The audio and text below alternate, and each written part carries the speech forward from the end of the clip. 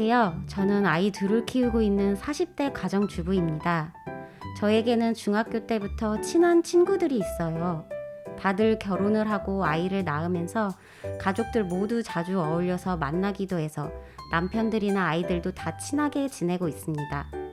한 달 전쯤 한 친구가 이사를 하면서 집들이를 하게 되었는데 저희 집이 이사하고 집들이를 할 때도 가족들 모두 초대해서 식사를 했기 때문에 당연히 가족들 모두 축하하러 가야지 하고 생각을 하고 있었습니다. 그런데 친구가 아이들까지 같이 만나면 우리끼리 이야기를 잘 못하니까 친구들끼리만 만나면 어떻겠냐고 하더라고요. 그런데 저희 남편은 평일 퇴근 시간이 늦기 때문에 평일에 만나게 되면 아이들을 데리고 가야 하고 주말에 만나면 아이들을 남편에게 맡기고 가겠다고 답변을 했어요. 그런데 다른 친구들이 주말에 시간이 되지 않아서 평일에 집들이를 하게 된 거예요. 그래서 제가 아이들을 데리고 가야 할 것 같다고 이야기를 하니까 친구가 근처에 사는 부모님께 맡기고 오면 안 되냐고 하더라고요. 그런데 맡길 상황이 되지 않아서 데리고 가야 할 것 같다고 말했어요. 친구는 그럼 어쩔 수 없다고 아이들이랑 같이 오라고 하더라고요. 저녁에 퇴근한 남편에게 친구가 이렇게 이야기를 하더라고 하니까 그 이야기를 들은 남편이 친구가 새 아파트로 이사를 했고 아이들을 데리고 오지 말라고 눈치를 주는데 제가 눈치 없이 데리고 간다고 한 것 같다고 하더라고요. 남편의 이야기를 듣고 보니까 친구가 어쩔 수 없다고 같이 오라고 할 때 목소리가 좋지 않았었던 것 같기도 했어요. 저희 아이들이 새 집에 오는 게 싫어서 자꾸 이야기를 하는 건데 제가 눈치가 없었구나 하는 생각이 들면서 제가 아이를 데리고 그 자리에 가는 것이 불청객인 것 같았어요. 그렇게 생각이 들고 나니까 너무 화가 났어요. 친구에게 전화를 걸어서 평일엔 아이를 맡길 곳이 없고 네가 우리 아이들이 같이 가는 것을 불편하게 생각하니까 나는 못 가겠다. 우리가 알고 지낸 세월이 얼마인데 그럴 수가 있냐고 따졌는데 친구는 그런 게 아니라 다른 친구들은 아이들을 데리고 오지 않아서 저희 아이들만 오면 심심할 것 같기도 하고 이사할 때 장난감도 많이 처분해서 놀거리도 마땅치 않아서 그랬다면서 그게 걱정이 되어서 그렇게 이야기한 건데 제 마음대로 받아들였다며 오히려 저에게 서운하다고 하더라고요. 친구의 말이 너무 변명처럼 느껴져서 더 이야기하고 싶지 않았고 친구와의 입장이 너무 달라서 더 이상 대화가 되지 않았어요. 그 후로 다른 친구들과도 서먹하게 지내고 있어요. 처음에는 친구를 향해서 화가 많이 났어요. 그런 의도가 아니었다면 그런 말투로 이야기를 할 수 있지? 그리고 부모님께 맡겨보라고 왜 또 이야기를 했지? 하는 생각이 들면서 친구가 변명을 늘어놓는다고만 생각했는데 시간이 조금 지나니까 한편 친구가 말한 것이 진심이라면 내가 오해를 한 게 아닐까 싶은 생각도 들면서 20년이 넘는 우정이 깨진다고 생각하니까 제가 한 행동이 후회가 되기도 하고 그래요. 어려서부터 항상 갈등이 생기면 제가 중재를 하던 입장이었었는데 나이가 들면서 왜 이렇게 속이 좁아지는 걸까요? 친구와 예전과 같은 관계로 돌아갈 수 있을까요?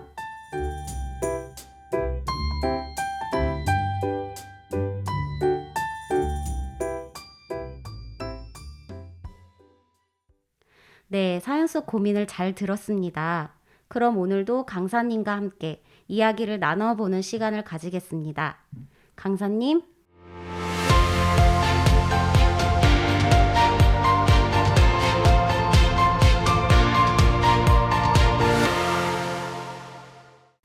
안녕하세요. 마인드 교육 전문 강사 이현정입니다. 오늘 보내주신 사연 잘 들었는데요. 친한 친구와의 갈등으로 힘든 날을 보내고 있으시군요. 친한 친구를 향한 서운함도 있지만 친구와의 관계가 무너질 것에 대한 걱정도 들면서 마음이 복잡하실 것 같습니다. 이런 경험이 있는 분들이 생각보다 많을 것 같은데요. 강사님, 이럴 때는 어떻게 하면 좋을까요? 이번 사연은 오랜 친구 사이에서 서로 간에 오해가 쌓이면서 갈등이 생긴 경우라고 할 수 있겠습니다. 우리가 살아가면서 여러 환경에서 또 수많은 사람을 만나게 되는데 그만큼 사람과의 관계에서 오는 많은 문제들을 만나기도 하는데요. 친구와의 갈등이 생길 수도 있고 직장 내에서 직장 동료나 상사와의 갈등이 생길 수도 있고요. 또 가족들과의 갈등이 생기는 경우도 있죠.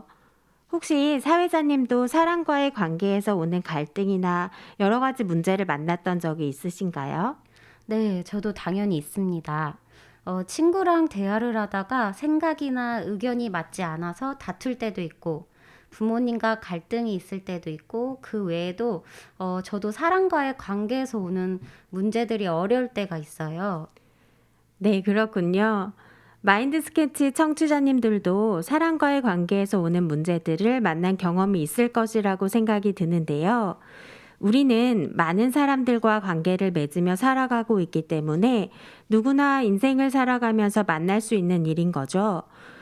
제가 상담을 해보면 나이를 불문하고 어린아이부터 노년기에 접어든 분들까지 이 사람 간의 갈등으로 고민하는 분들이 굉장히 많이 있습니다.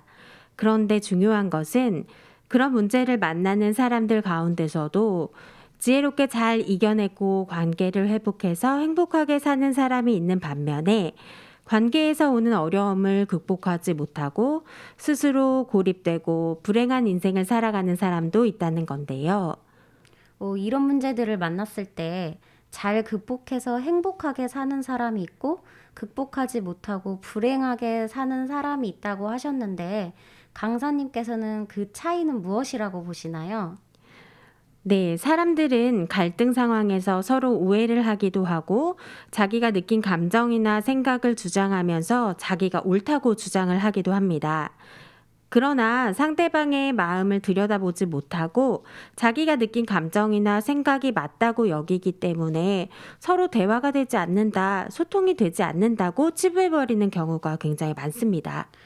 보통 그런 경우에는 상대방의 이야기를 받아들이기보다는 서로 자신의 편에서 이야기를 하기 때문에 싸우게 되는 것 같아요. 네, 예전에 안산에서 있었던 일인데요.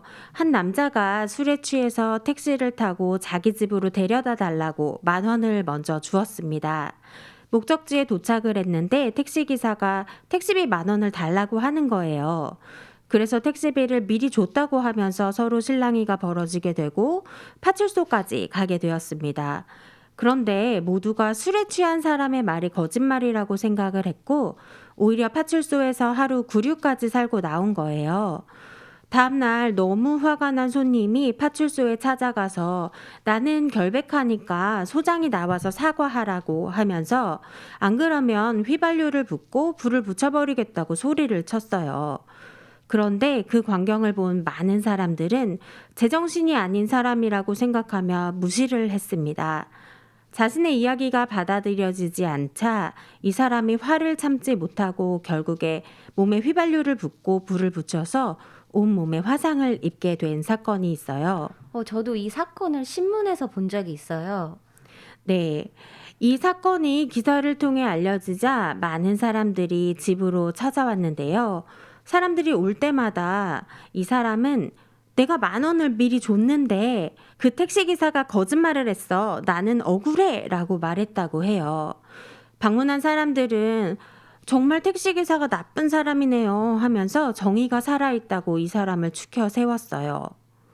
그런데 저는 이 사건을 들을 때마다 사실 남은 가족들을 생각하면 정의가 살아있다고 이야기하는 마음이 편치 않은 것 같아요. 네, 저희가 조금 더 깊이 생각해 볼까요?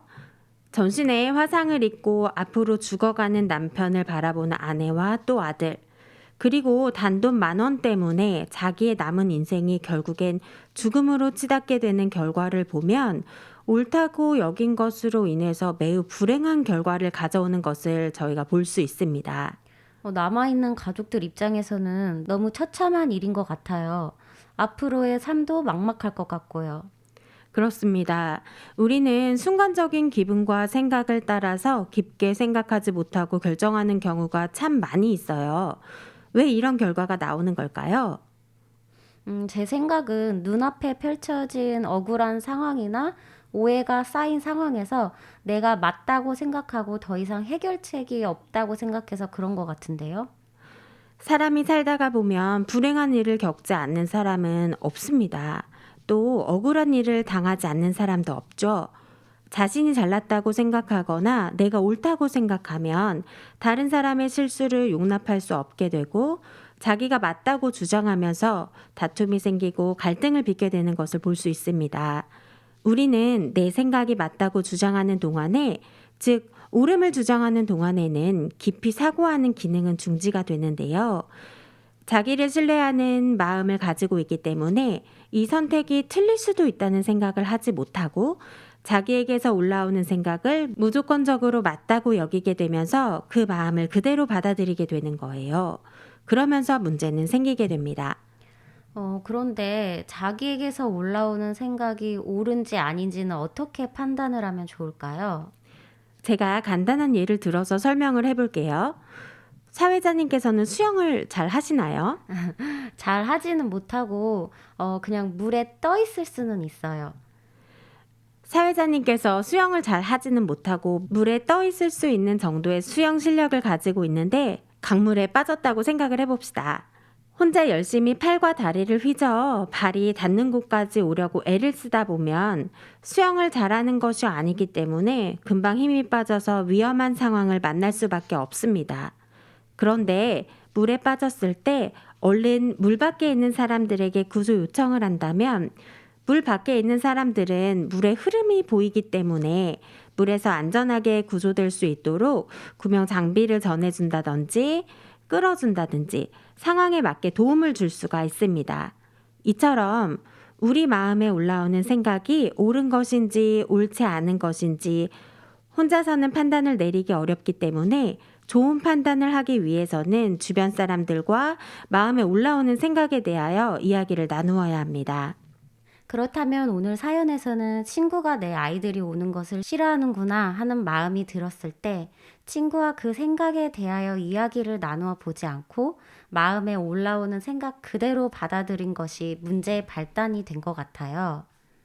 네, 그렇습니다. 우리 아이들이 같이 오는 것을 싫어하구나 하는 마음이 맞다고 여기고 의심 없이 받아들이면서 친구와의 거리를 두게 만들고 화가 나고 결국은 싸움까지 이어졌는데요. 방금도 말씀드린 것처럼 첫 번째로 나도 틀릴 수 있구나 하는 마음을 가져야 합니다. 우리 아이들이 같이 오는 것을 싫어하구나, 우리가 불청객이구나 라는 마음을 그대로 받아들일 수 있는 이유는 자기를 신뢰하는 마음이 바탕이기 때문인데요. 두 번째로는 그 생각이 틀릴 수 있다는 전제하에 자기를 신뢰하는 마음을 버리고 내가 생각한 것이 맞는지 아닌지 내 판단이 옳은지 그른지 주변의 사람들과 대화를 하면서 확인을 해야 하는 거예요.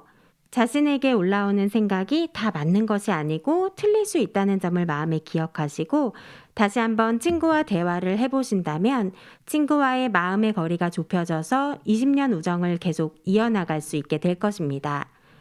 청취자분들도 오늘의 강연을 들으시면서 여러분 마음속을 들여다보세요. 행복한 삶을 위해서는 우리의 마음에 올라오는 생각이 옳은 것인지 옳지 않은 것인지 잘 판단해야 하는데요. 혼자서는 좋은 판단을 내리기가 어렵고 우리 마음에 올라오는 생각이 틀릴 수 있기 때문에 주변의 사람들과 이야기를 나누는 것이 매우 중요합니다. 사람들과 이야기를 나누면서 서로 소통하는 가운데 밝고 행복한 삶을 이어나가기를 바랍니다. 감사합니다.